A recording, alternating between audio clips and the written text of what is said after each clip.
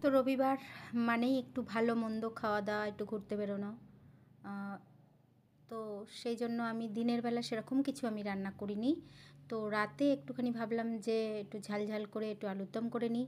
তো এখানে আমি ঝাল ঝাল লাল লাল করে খুব সুন্দরভাবে রসিয়ে কষিয়ে আজকে রান্না করেছি। এখানে আদা রসুন পেঁয়াজ মানে বেটে নিয়েছি, আর আর পেঁয়াজটাকে কিছুটা কুচিয়েও দিয়েছি, আর তার সঙ্গে নিয়ে নিয়েছি টক দই। তো মশলাটা আমি টক দই দিয়ে একটুখানি ম্যারিনেট করে রেখেছিলাম, আর তার সঙ্গে আমি যেরকমভাবে ঝাল ঝাল করে আলুর দম করে সেইভাবেই করেছি।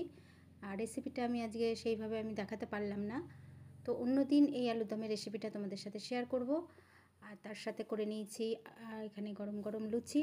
লুচি বা পরোটার সাথে আলুর দমটা ভালোই লাগছিলো খেতে। তার সঙ্গে লাস্ট পাতে একটু মিষ্টি মুখ না হলে ভালো লাগে না, সেই কারণে একটু বোঁদে নিয়ে নিয়েছিলাম। তো ভালো লাগলে অবশ্যই এটা লাইক করে দিই।